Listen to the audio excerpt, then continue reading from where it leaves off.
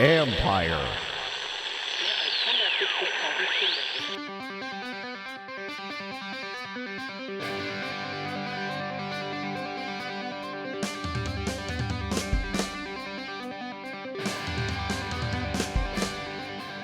Welcome to the latest edition of All's Caps with former Capitals defenseman Karl Alzner. I'm AP hockey writer Steve Wino. We're going to be talking the Capitals' latest win against the Flyers, the continuing saga of does this team need a goaltender, and Post-Media's Erin Valois, who runs basically the biggest newspaper chain in Canada's Olympic coverage, joins us to talk about wacky Beijing things and talk about the Great Wall. I actually just got back, Karl, from going to the Great Wall earlier today.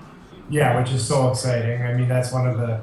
my kids know it, and they're 7 and 5, and they know what the Great Wall of China is. So the fact that you got to do that is sweet. And you explained, I'd love for you to explain a little bit just on what it's like, and is it as cool in person as it seems like it would be? Yeah, it was, and we'll talk about it a little bit later. I know people want to hear Capital stuff.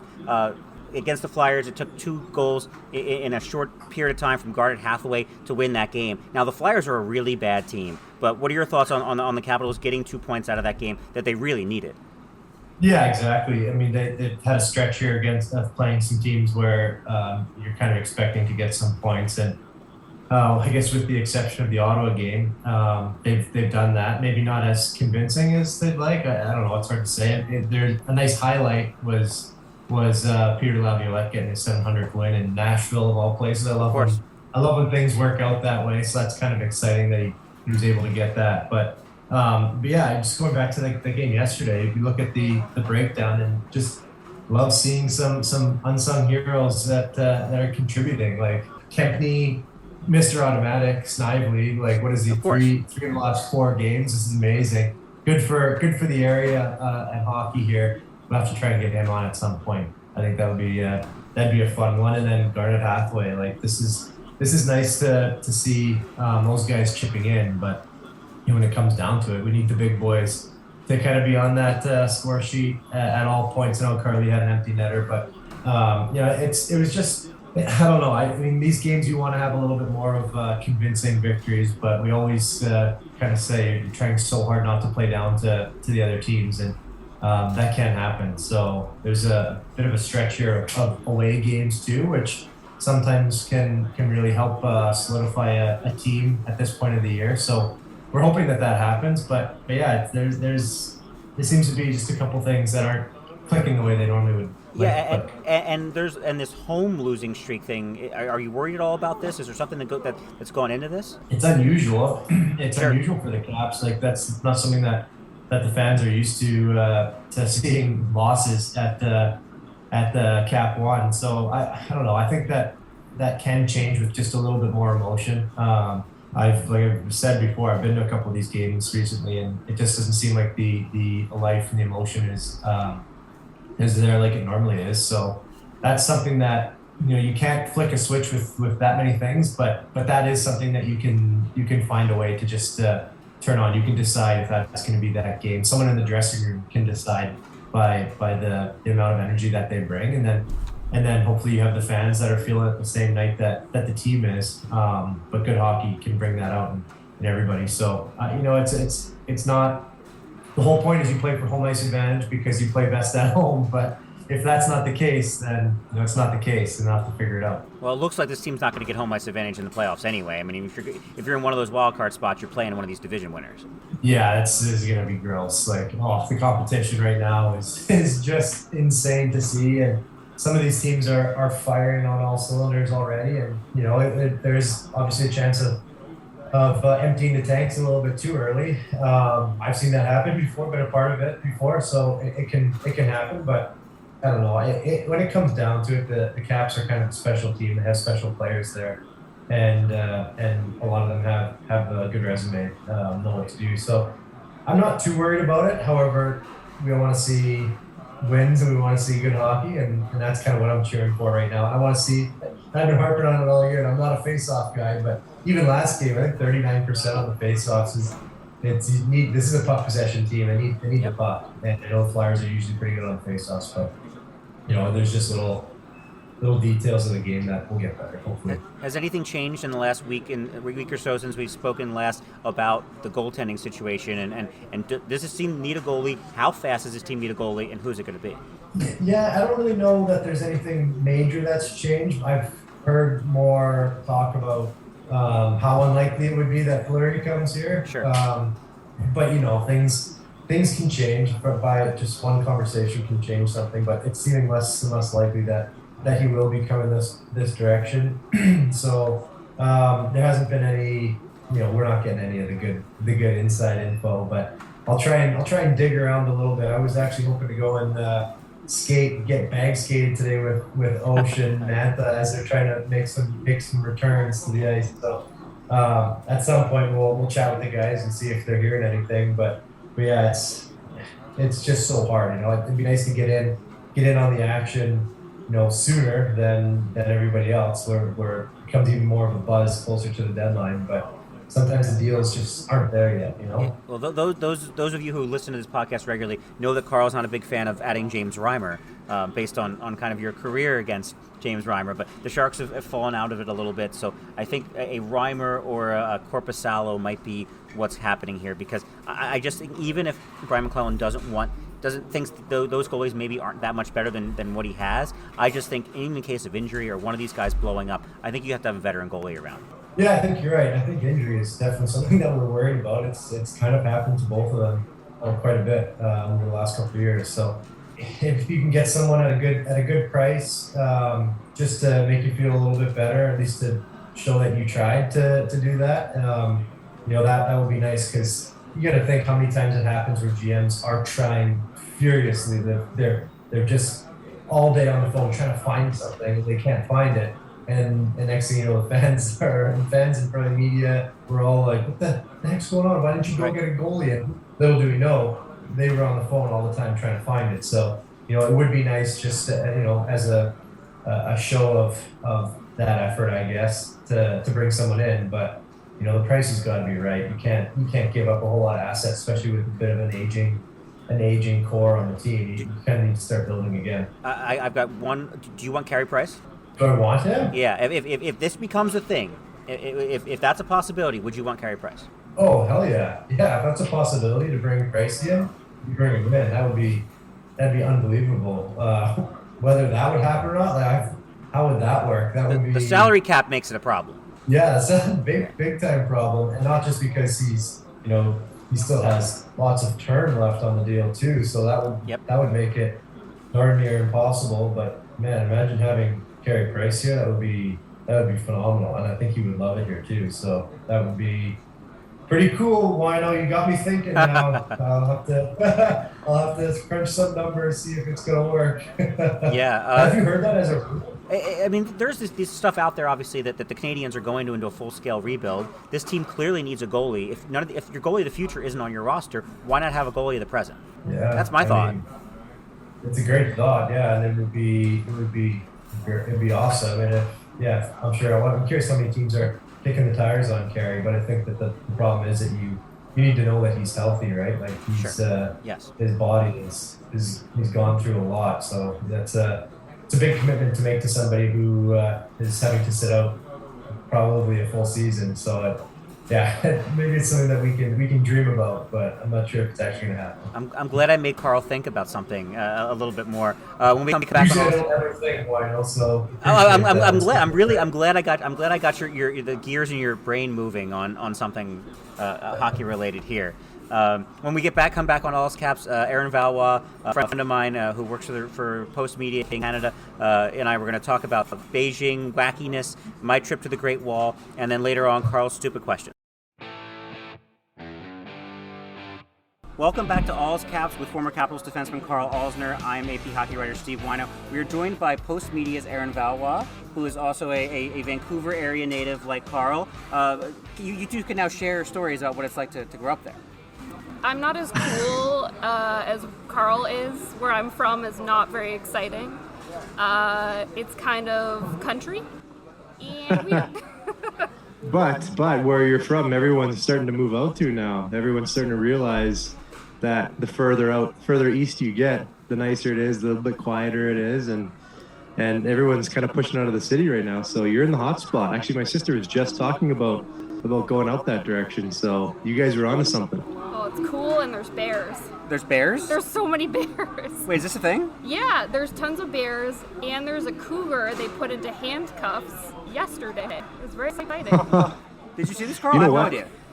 Yeah, well, we have everything out there, Wino. It's just whether or not you see it is the thing. But you know what's so funny? I always remember this, and Erin, you'll probably love this too, is we had a friend from out here come and visit us one time, and she just said, she's like, I can't believe how many Christmas trees you guys have. And I'm like, Christmas trees? Thinking about it, I'm like, oh, she just means like the regular old evergreens that we have literally everywhere. And it's something that you just don't think about. Like, it's just normal for us to see that landscape. And you know, there's that landscape throughout the U.S. obviously as well. But when you grow up in it, it's you sometimes take it for granted. Now living in the city like this, you don't get to see that as much. So we're pretty lucky. I like to think how lucky we are coming from a place like that. And you chose to live in Northern Virginia now. How is all the moving in stuff going for you? It's going good, except it's super windy right now. I think I can see my recycling flying across the street. My neighbors hate me because every week we've had like 10 feet worth of recycling just sitting out there. But I like to think we're doing the right thing by getting it out there and making sure it's picked up. But everything's good. We're settled. We had a big Super Bowl party. Me, Mandy, the kids. Who's huge, a couple appetizers, so everything's going good here. We're excited. We got a bunch of things coming up. Like we've been talking about, there's a women's professional hockey tournament coming out here, which I'm fired up for. So things are starting to come together. Yeah, we may have a special guest to talk about that either next week or the week after that. So stay tuned for that. We are actually talking to you very close to the robot bartender. The robot bartender is over our shoulder, and now there's gin drinks in addition to the vodka drinks they had before. So things are getting exciting around here just before we leave. Wow, that's pretty fired up. Erin, what do you think about the robot bartender? Is it the coolest thing ever, or is it weird?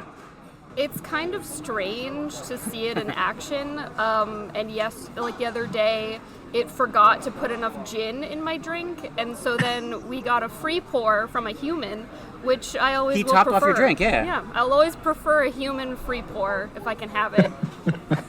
I think the robot has AI sensing if you've had too much gin already, so it just stops pouring it. Is that what it is? Well, you just had a rough day, so maybe the human bartender could see just how tired and exhausted you looked, and say, "Oh, this person needs more gin." And like all of the drinks have different names, but it's basically gin and Sprite and a juice, or gin and a juice, or Yes. some Gin and gin and juice. Sprite. Yeah. It's just very different. But Oh, the interesting. names are elaborate. That's interesting. I mean, even if the drinks aren't good, it's still, I feel like it's almost a bucket list thing to say you've had a drink poured by a robot. So Yeah, Keep it does it the whole going. shaking thing and everything. It's very weird. it is, but it seems like it's buzzing over there. Like, is this? I guess it's evening there, right? So everyone's kind of relaxed. Yeah, we're recording this at 7:30 in the evening on Friday, so obviously 6:30 back on the East Coast. Oh, so wow. the robot bartender, or the robot that makes the burgers behind us, the robot that makes the wontons is in the next room over. They're just showing off, really. They are. Speaking of showing off, talk about the Great Wall of China, please, because I need to go see this thing. It looks amazing. If you're ever in China, it was just spectacular, and so they did essentially like a media tour there, where you had to sign up and be one of the first 40 people. I'm sorry, Yeah. to sign up. I didn't get to go Yes, because Oh, no. I wasn't one of the first 40. you might have been like 41 and 42. I was definitely 43. Yeah, something It's like that. fine. But so it was spectacular. It was a lot of steps, and like very steep steps. You're almost like climb on all fours, like going up the some of these steps, and very steep on the way down too. But it's the Great Wall. I mean, it's how many thousands of years old, and it's incredible. It was a bucket list, once in a lifetime, absolutely fantastic thing. Like worth everything, all the time to be able to do it. It was wild. Like, they still had cameras there to watch us. They still had like the security cameras there to watch us, like attached to the wall. But the thing I couldn't get over is just how steep everything was. And the stairs here, they're not even. So you have like a step that's like 2 inches and then a foot. And then it goes back to like 6 inches, and then something. There's no order or pattern to it. But I mean, you just saw the Great Wall. I mean, it was like it was hard to like catch your breath. Like it was just like you get to the top of a summit, like a very steep summit, and you're all of a sudden you're winded, and you're kind of like, I need to take a break for a couple minutes. But there's good people there. You're seeing something that you're never going to see again. Really, I mean, we're in Beijing, China. So no. How far outside the city is it? It was about an hour ride on the bus to the area of the wall that they let us go to was like closed off to the public. So one area that technically it's still the bubble that we could go to, and an hour outside, and it was absolutely worth that bus ride too, because I mean it's the Great Wall. Yeah, that's true. So speaking of this bubble, like obviously the Olympics is. It's amazing, and I love it, and I love watching it. But having a bubble, do you guys think are you guys getting the full experience, or do you feel like you wish, well, obviously I would assume you wish that the bubble wasn't there, but do you still feel fulfilled at the Olympics with having these restrictions? Yeah, it's interesting, like, so Wino and I think have both done 3 Olympics. This is my 3rd in person. And so it is really different from anything that I've done before. And I'd say the most interesting part is that you used to spend a lot of time talking to different reporters and editors, and it would help me think of stories for my team. And I just feel like you don't have that natural conversation anymore, and I feel like we're all in our own bubbles. I hate to say bubble so much, but like it feels weird. We've been able to like find fun though. Like you can go to like other hotels that you're not staying at and get dinner and get drinks, and like it's been nice to have like a change of scenery. But we drive by like there's like a Tim Hortons in Beijing, dude, and we can't get to it because it's outside the bubble. There's obviously all the McDonald's and the KFC and like the things we're used to, but they're outside the bubble. So it's all the Canadians are just like itching trying to get out there to get a double-double, but they can't quite get there. I went to what I like to call the Pizza Hut buffet on the mountain, which was a Pizza Hut that they turned into a buffet that was no longer a Pizza Hut, but it had all of the Pizza Hut signage. It was very exciting, but it was not a Pizza Hut. But I would like a Pizza Hut. Oh my goodness. You can't get any good pizza here. That's the one thing, like, of all the foods that they have, like you cannot get a good pizza. So I'm going to, this is, again, not an ad. I'm going to go to Paisano's as soon as I get back because you can't get a good pizza here. But like there's the weird part now, and I think the frustrating part for a lot of us is we've been tested for 3 weeks now, almost 3 weeks now, and we still have to wear the masks everywhere unless you're eating or drinking. Like even outside they bug us about wearing the mask. And so there's an annoying part of that once we get back, I don't ever want to wear a mask again. And I'm not an anti-masker in any way, but like it's been so much of it that it's just that's the part to me that's like suffocating. Yeah, because I'm also, I don't know if you know this about me. This is a big reveal on your podcast, but I'm actually half deaf, and so I'm having a really hard time with the mask because I can't lip read at all. I feel like I'm trapped. Like it's really hard. I've definitely agreed to stories that I did not know what the reporter was saying, and I was just like, sounds amazing. I have no idea. I don't even know. Oh, no way. It's really hard. Yeah, no kidding. I mean, I don't have any hearing issues, and I still can't understand what people are saying. Like my kids will say something when they get in the car and they got their masks on, and I'm just like, I got no clue what's going on, so I couldn't imagine having to, when you rely on it that heavily. Yeah. That's one of the things we don't really realize, I guess, while it's going on. So shoot, that's too bad. I'm sorry to hear that. No, but it's been a surreal experience. The fact that we can see like Beijing, we talked about this last week. Like you're driving on the bus and you see people going about their day and you can't get to them, and that's just one of the weirdest parts. Yeah, you don't get to know anyone within the country at all, and especially for the workers, like they actually have to quarantine after they're done for 3 weeks, and so they don't get to see their families, and it was really big here for New Year's, and they didn't really get to spend that time with their families, so it's kind of hard to watch too. There's a lot of sacrifice to make these games happen. We appreciate that because it's fun to watch them. So thank you for everyone who's sacrificing that. Carl, have you been able to watch any of the hockey? Have you been watching any of the other Olympic stuff? I've watched a little bit. So it's funny because I was thinking about this yesterday that I've definitely been way more excited to watch the women's hockey than I have the men's hockey. And I think that's fairly universal this year of an opinion. So I stayed up to watch the first and second period of the women's final. I was pretty excited to see that. It was an 11:10 start time Great for game, us here. Yeah, it was really good. It was so I didn't get to watch the round robin game against them, just the highlights. So I was excited just to see the level of talent is just crazy. Like it's just getting so good, so much fun to watch. How fast these skaters are. I think when we saw was it Kendall Coyne in the All-Star game, whatever it was a couple years back, and you get to see just the speed. It was just really, really cool to see. So yeah, I saw that. It was a heck of a game. Good finish. I'm sad I missed the most exciting period at the end there, but it seemed like it was pretty good. And then I didn't really watch any of the men's. I just heard actually about the results for Canada and US. So it was unfortunate, but I'm assuming you guys got to take those games in, or some of the game in at least. Yeah, we were both at the US Canada women's game. Yeah. Yes, no, it was great. I went to the one in Korea, and it ended poorly for Canada. And I really thought about making a bet with you, but I forgot. I wouldn't have taken Canada. Canada was a better team. Oh.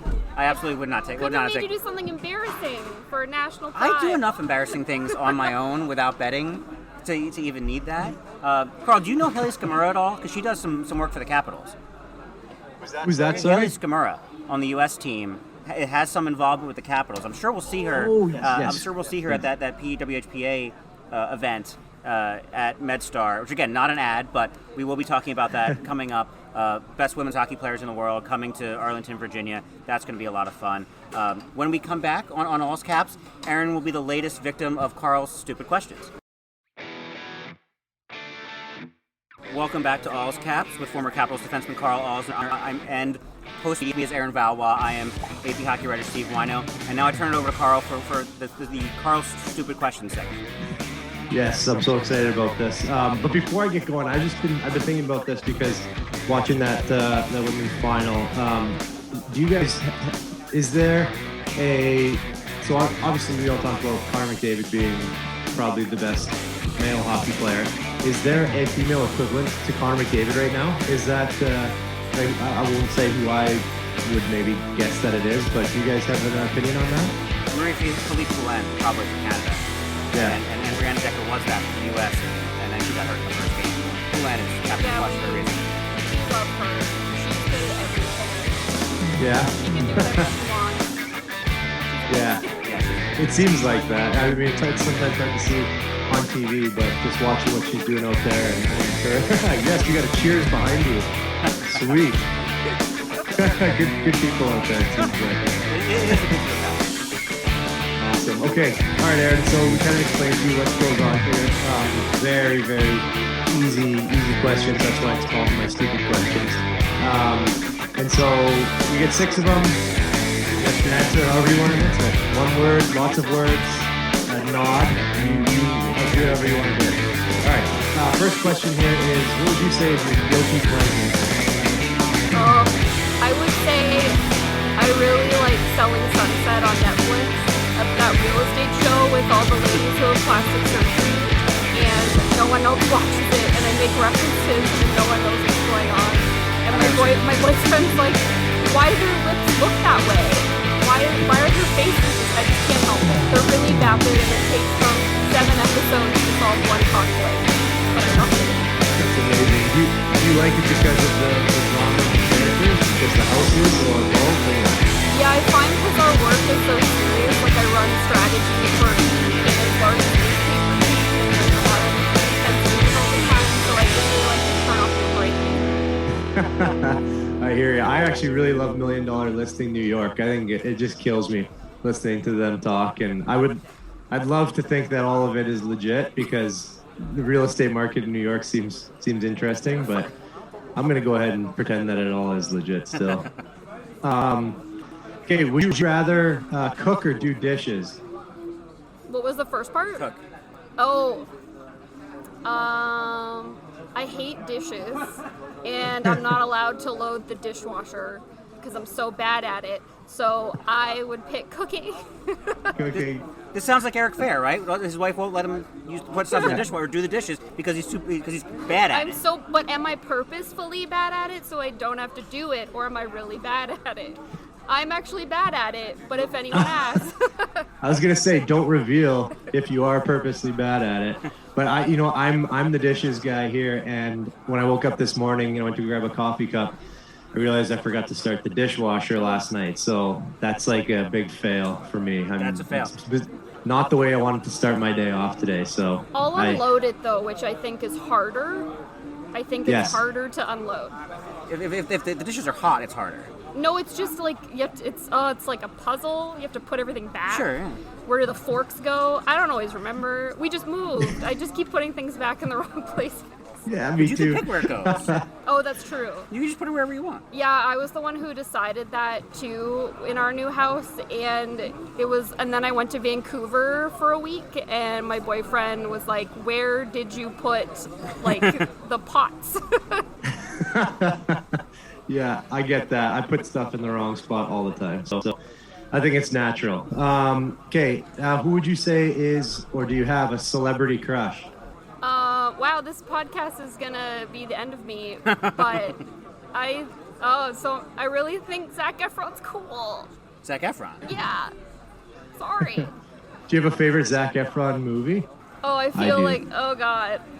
That's Everyone's gonna listen to this. Yes. He's really good in 17 again. I'm not a teen, I'm an adult woman, but it's a good movie. I would, if you haven't already seen it, I would recommend The Greatest Showman. Oh yeah. Unbelievable. Well, I love that movie. And the soundtrack is just out of this world. We listen to it all the time. We'll be in the car on the way to school, and kids are like, Greatest Showman, just going crazy for it. And I have a great idea for the Caps actually with this movie, so I'm hoping that will happen at some point.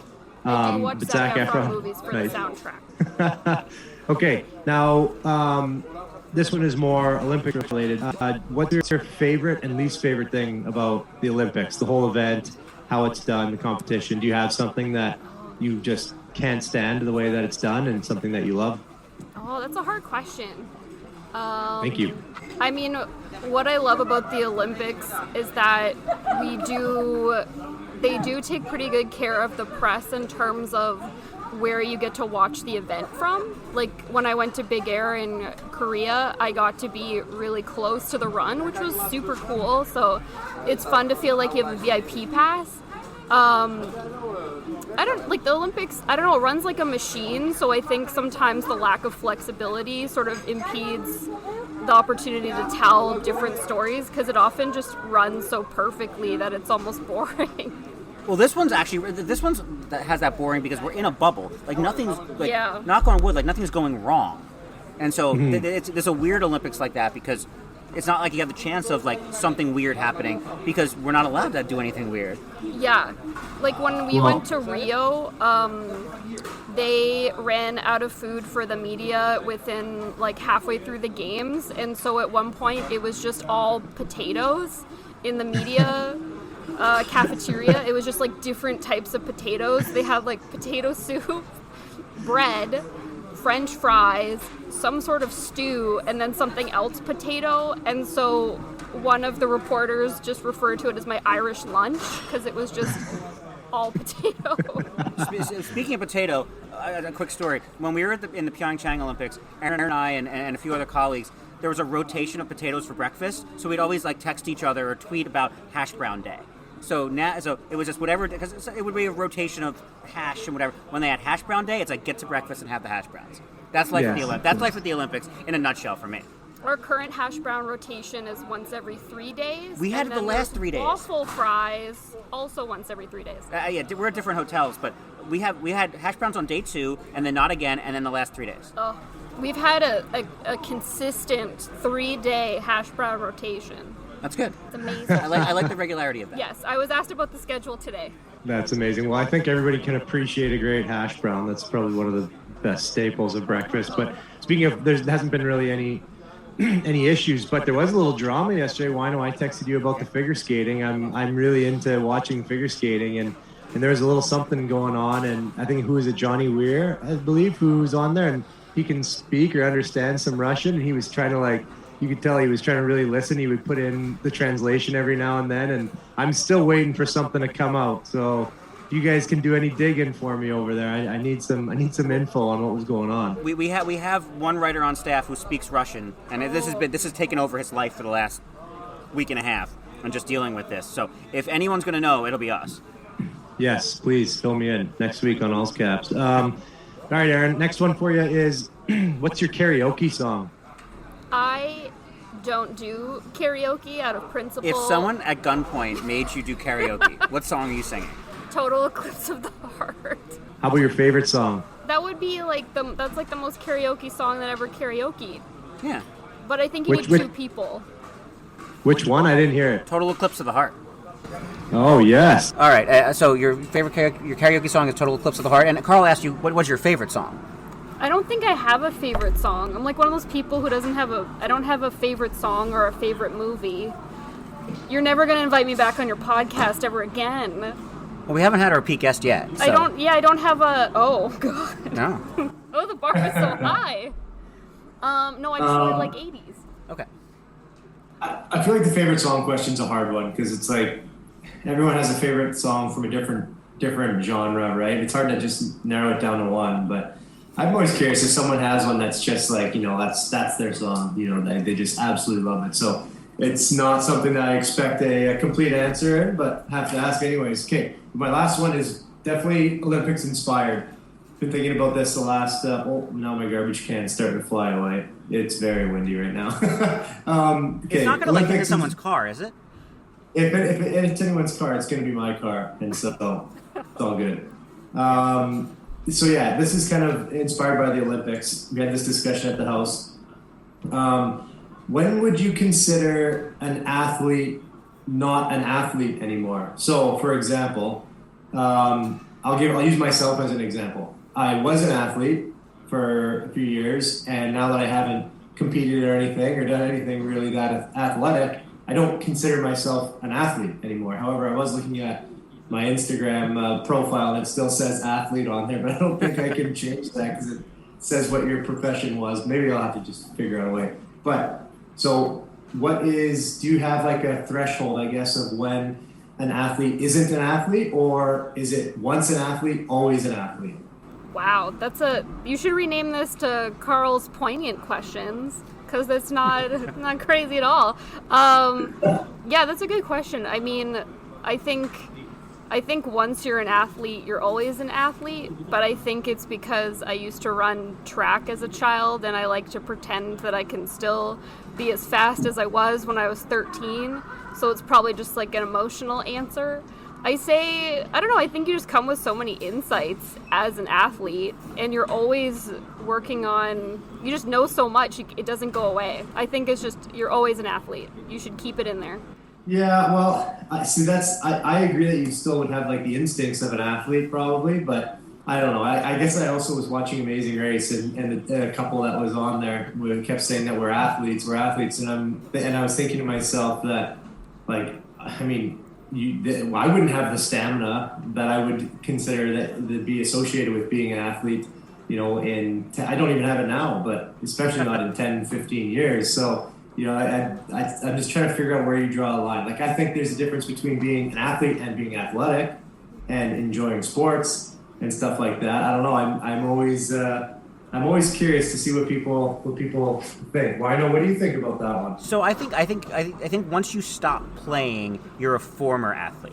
Yeah, I feel like right. The problem is the weird is like someone like Eric Fair, who was not playing and then he's playing again. So I guess he's still an athlete, or went back from being an athlete to former athlete to athlete again. I thought you were going to ask what you consider an athlete. Like John Kruk, the old baseball player, said, "I'm not an athlete. I'm a baseball player." Like these curlers, are they athletes? Yes. I mean, they are. Have you seen your American curlers? Yes, they're so cool. Yeah, but they can also be 300 pounds and throw a stone. And are you an athlete? Well, there's 300-pounders in the NFL as well that can also run super fast. I definitely think they're athletes. Curling is the only Olympic sport I could do, Carl. It is curling? Very hard. Curling. It's very hard. I've done it. Have you done it a lot? No. I'm not saying I would be really good at it. You can just do it. That's the sport I could do. It's difficult. It's like pool, but also on ice. It's like shuffleboard, but on ice. But I just feel like whenever I go, I've been once, and I thought I was going to hit the lady in the other rink. Like, it was so scary. I just feel like it's sweeping? Out of control. But you could sweep, right? I didn't get that far. Okay, I mean, like, I could do the sweeping thing and yell. Well, yeah, but it has right? steel. Yeah, I I know. will say this: they make it look so easy and smooth when they push off the blocks. Yeah. It is definitely not that easy. And sweeping, oh my goodness, lats and triceps the next day, it's insane. So I mean, it's something that you need to try if you haven't tried. For anyone who is listening, curling, give it a shot. It's so much fun, but it's you appreciate it more once you actually try and push off the blocks and not fall over. I'm not saying I'd be good at it, but I say I could actually do it. I can't skate to save my life, or swim, or ride a bike, so I only have one skill, and that's walking briskly to the shuttle to get to our hotel. We do have to do that. So hard. You'll be a summer Olympic Race walk. speed walker then, I guess. race walk is hard. All right, well, that's all I got for you for questions. Let me just do your tally really quick here. From Maple Ridge. Oops. Is this like an emotional score? It's what Karl thinks about, yes. I'm going to go here with, especially because where you're from, you get a couple extra bonus points. 97 points. Aaron, 97 points. Is that good contention? That gets you into, I think, the top 8 of like 20. Yeah, So that's pretty yeah. good. Yeah. I don't know what percent that is because I'm a journalist, but it We don't do sounds math. good. Yes. It is We good. don't do math though on this podcast. Thank you for doing that, Aaron. Appreciate it. No, it was fun. Thanks for inviting me. And thanks for being on the Ozcast podcast. Karl, we'll talk to you next week. I will be back in North America as of Tuesday afternoon, so we may be able to maybe do this in person at some point again. We'll talk women's hockey and come into Arlington, more Capital stuff. Maybe they'll have a goalie by then. Talk to you next week. Sounds good. See ya.